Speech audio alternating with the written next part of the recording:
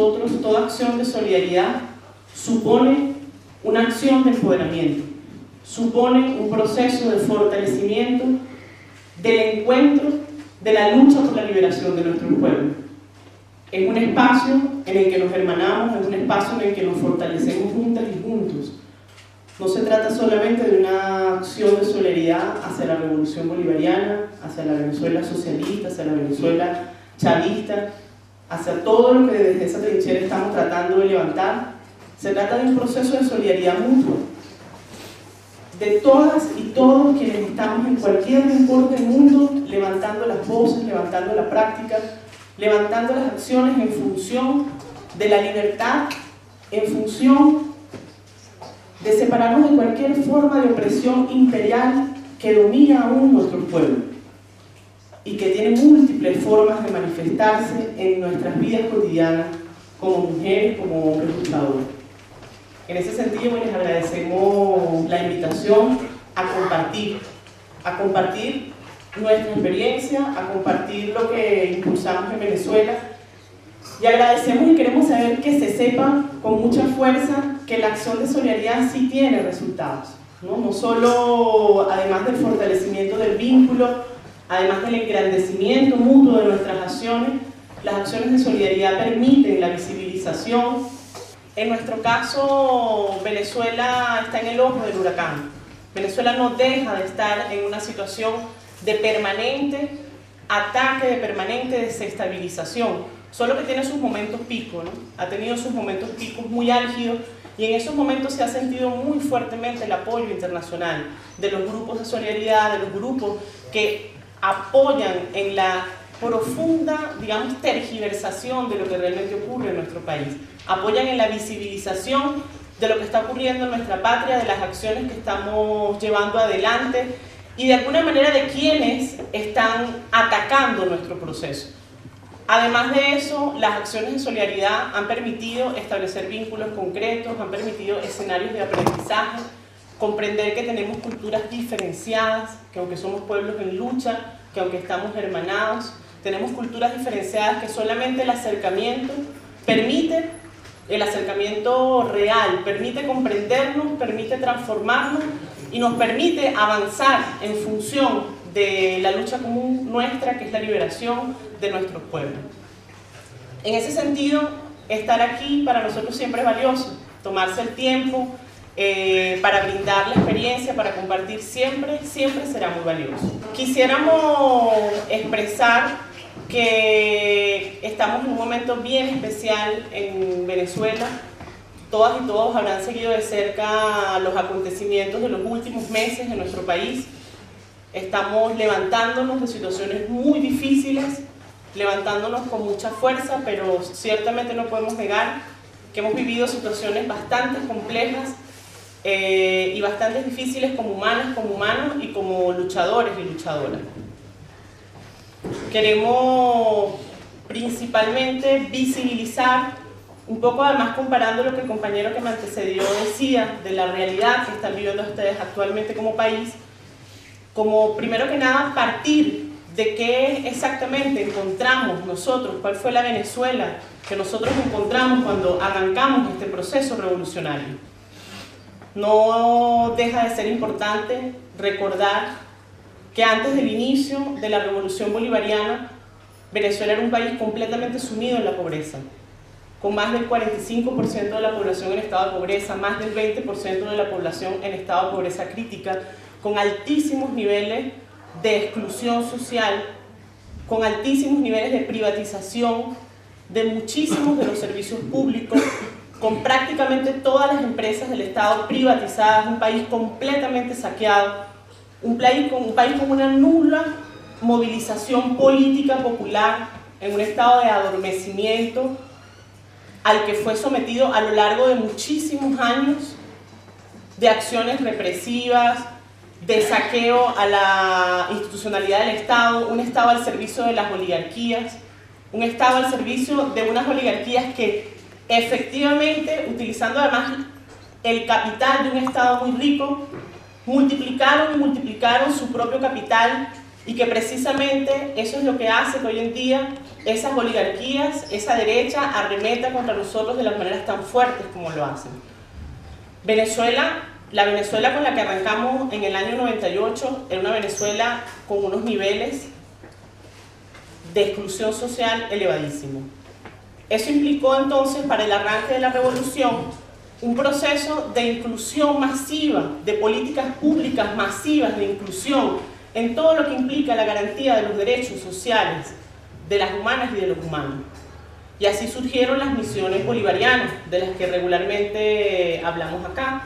Surgieron las misiones educativas, la misión Robinson, que fue nuestra misión pionera, en la que se logró prácticamente erradicar el analfabetismo en nuestro país, la misión Rivas, la misión Sucre. Comenzamos a elevar de manera muy sustantiva los procesos de inclusión educativa en un país donde prácticamente hasta la universidad pública, a la universidad pública llegaban solamente las personas con capacidad adquisitiva. Entonces la universidad pública, que debía estar al servicio de los más pobres, paradójicamente las universidades públicas, hoy en día las que llaman autónomas, más prestigiosas, estaban al servicio de las clases medias altas o las clases altas. Entonces se comenzó un proceso progresivo de políticas masivas de inclusión social en todos los ámbitos de la vida. En la salud se crea la misión Barrio Adentro, políticas de enfrentamiento directo de la pobreza, con la misión Madres del Barrio, con la misión Hijos de Venezuela, con la misión En Amor Mayor, y se incrementa el número de pensionadas y pensionados de una manera muy significativa, casi un 400%. Hoy en día hay más de 2 millones de pensionadas y pensionados en nuestro país. Comienza un proceso sistémico de recuperación de la tierra, ¿no? Empieza un proceso de recuperar la tierra y de impulsar la acción productiva en función, de alguna manera, de ir progresivamente superando el carácter rentista de nuestra economía. Comienza un proceso paralelo a las acciones masivas de inclusión social que se expresan en esas cosas concretas y tangibles de la vida, ¿no? Esos derechos sociales que no son otra cosa que el acceso a la educación, el acceso a la salud, el acceso a la vivienda, la posibilidad de desarrollar una vida de forma digna, el acceso a las acciones productivas, al trabajo. Empieza un proceso también muy fuerte de reformular lo legislativo, entre ellos, por ejemplo, un logro reciente que fue el trabajo con la Ley Orgánica del Trabajo, que comenzó a generar cada vez mayores condiciones de estabilidad laboral. Se reduce la jornada laboral, se considera la condición de inamovilidad laboral no solamente para, digamos, situaciones específicas muy especiales como madres y padres de personas con discapacidad, inamovilidad laboral permanente. Empiezan a generarse entonces un conjunto de acciones tanto en lo legislativo como en la política pública concreta que producen un fenómeno masivo de acceso a derechos sociales. Pero paralelo a ello, porque bueno, pudiésemos hablar entonces que solo estamos planteando un proceso de inclusión social. Paralelo a eso, que es lo más interesante y es lo más rico que de alguna manera ocurre en nuestro país, paralelo se empieza a desarrollar un proceso de organización política popular de carácter masivo. No hay una sola de las acciones públicas nacionales, llámense misiones sociales, llámense políticas públicas, llámense programas específicos dentro de toda la institucionalidad pública venezolana, que no comprenda el proceso organizativo del pueblo alrededor de la ejecución de esa política. Y ese proceso organizativo del pueblo, que primero nació de forma incipiente, incorporando incluso a la Fuerza Armada Revolucionaria, ese proceso organizativo comenzó a generar espacios de encuentro, de participación, de formación, de empoderamiento, de apropiación de la acción de gobierno, que hace que hoy en día el entramado de organización popular y por ende el entramado social de la defensa de lo conquistado a lo largo de estos años sea muy fuerte. Hablamos de más de 40.000 consejos comunales en el país, hablamos de miles de comités de tierra, de comités de salud, de comités de agua, de comités de madres del barrio, de espacios organizativos que el pueblo, por un lado, se fueron generando a partir de la política, pero por otro lado también fueron construyendo procesos de autonomía. O sea, de autonomía en su funcionamiento y en su vínculo con el Estado y con el gobierno. Eso para nosotros ha sido, en muy buena medida, uno de los logros más sustantivos desde el punto de vista social que tiene que ver con una inclusión política que hace que se redimensione el ejercicio de la acción de gobierno y se cumpla verdaderamente el precepto constitucional de la corresponsabilidad en la acción pública, en la acción política pública, y por ende mayor fortaleza en los logros realizados a lo largo de estos años. Así, en términos de conquistas sociales, se puede decir que en Venezuela los últimos años han sido muy sustantivos los logros. Cosas como, por ejemplo, un país, cuando uno dice, parecerá muy abstracto, cuando uno dice un país sumido en el hambre y en la miseria, hablamos literalmente de un país donde muchísimas, miles de familias no tenían las 3 comidas diarias. Miles de familias que comían perrarina, miles de familias con condiciones de desnutrición elevadísimas, y todas esas cifras se fueron tumbando. Hoy en día en Venezuela, el 98% de las venezolanas y venezolanos tienen las 3 comidas diarias.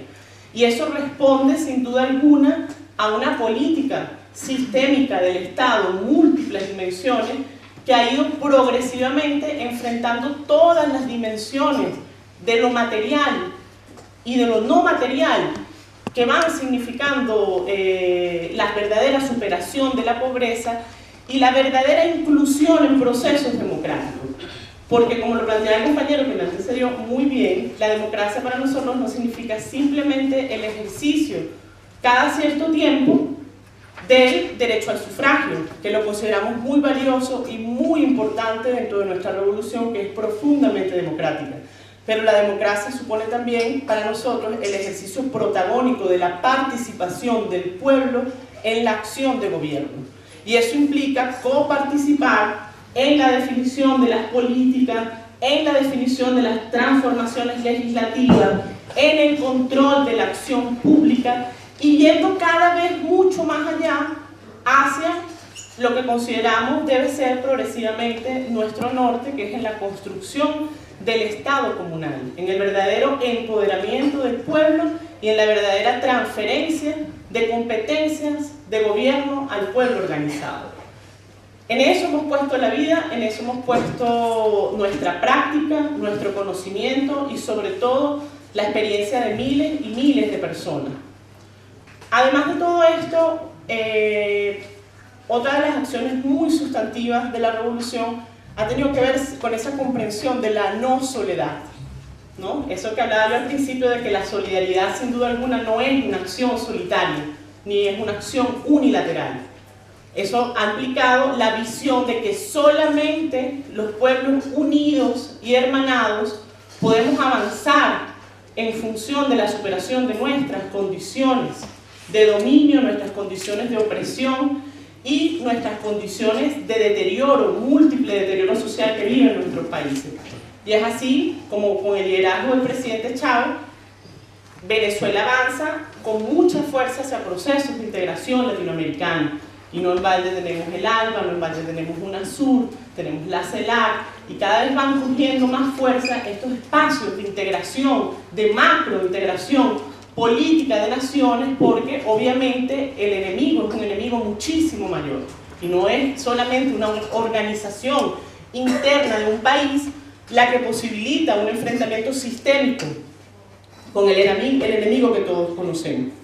Así hemos avanzado a lo largo de este tiempo, contando además con el liderazgo de una figura política profundamente especial para nosotros, como lo fue el comandante Chávez. Con la desaparición física del comandante Chávez, Venezuela entró en una situación bastante particular, ¿no? Como todas y todos saben, además de lo arrasado y doloroso que fue para el pueblo venezolano el fallecimiento del comandante, para nosotros Chávez nos retornó una forma de hacer política desde una perspectiva mucho más humana, mucho más vinculante con lo afectivo y muy diferenciada de los arquetipos tradicionales que tanto las derechas como las izquierdas seguimos comprendiendo del ejercicio del accionar público de un político o una política determinada.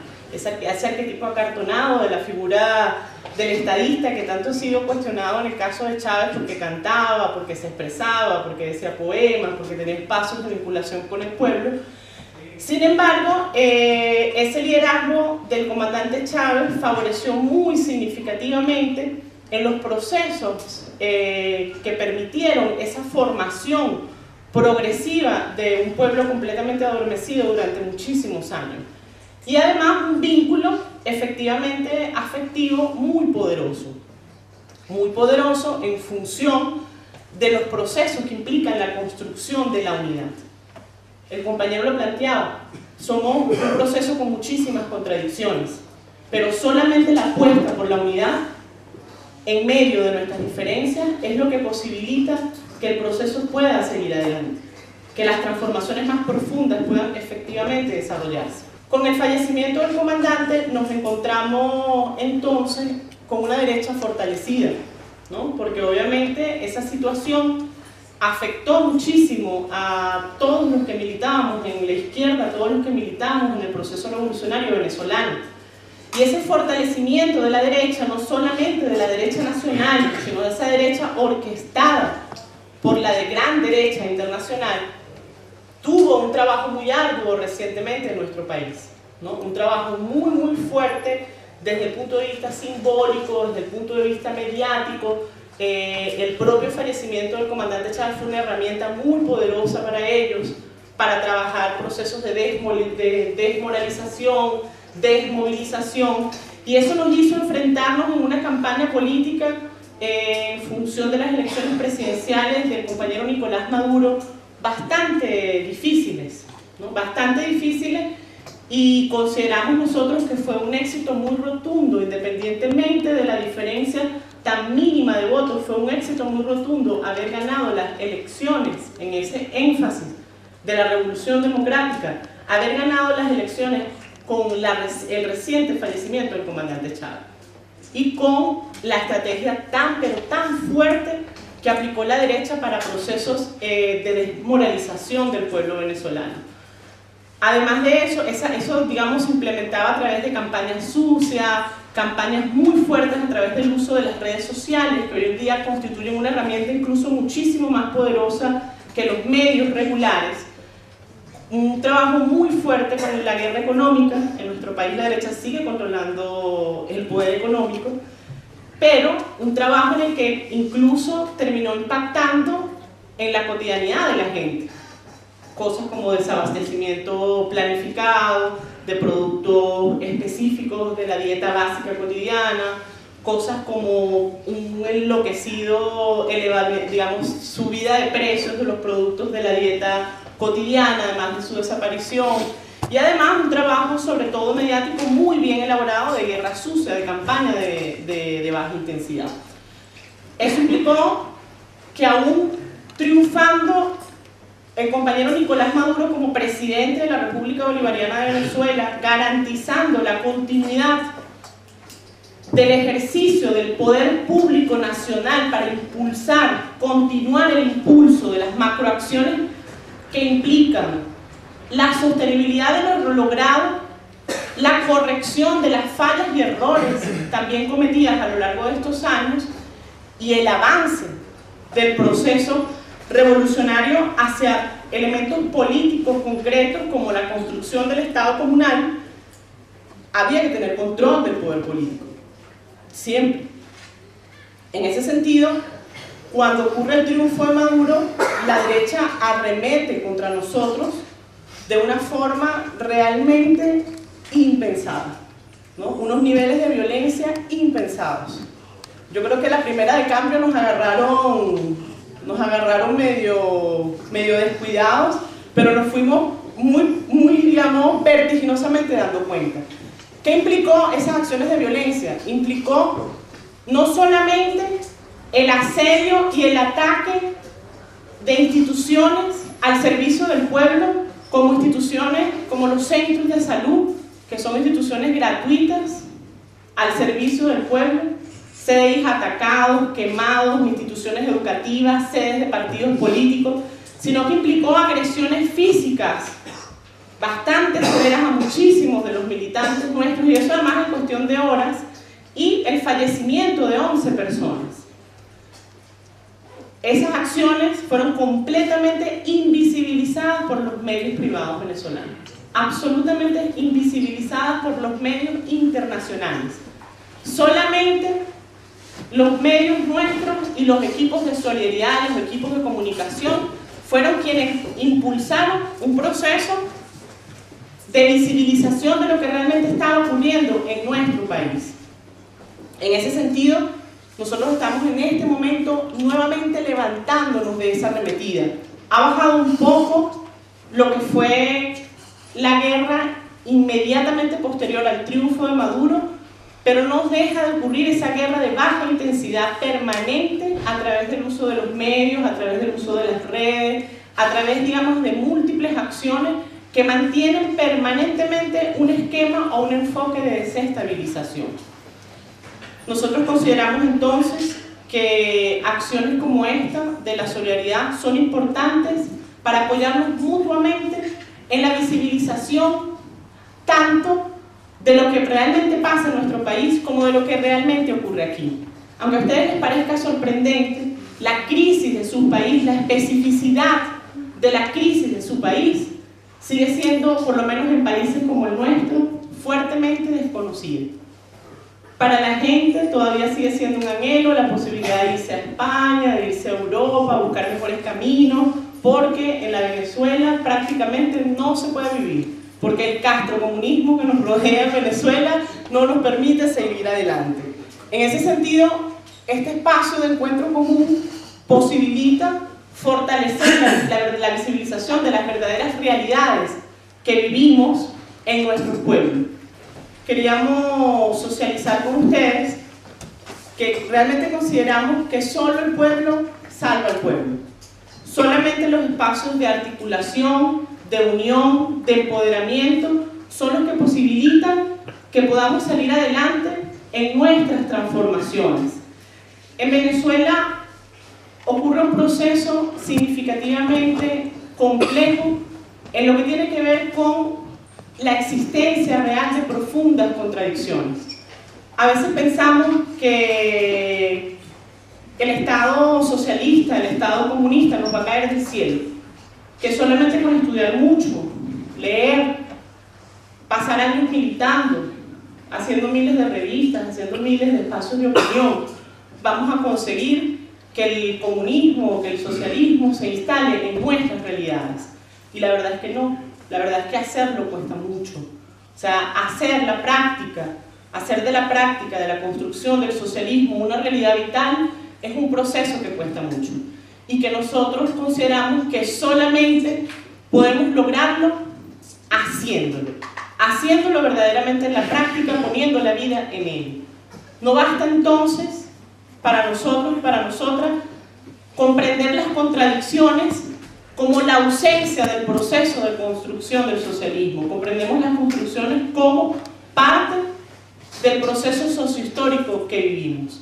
Actualmente podemos afirmar que Venezuela es un país digno, que Venezuela es un país en camino firme de la construcción del socialismo y con verdaderos procesos masivos de participación protagónica del pueblo en esa apuesta de construcción, con errores, con fallas, pero con la certeza de que un pueblo completo se encamina en esa dirección.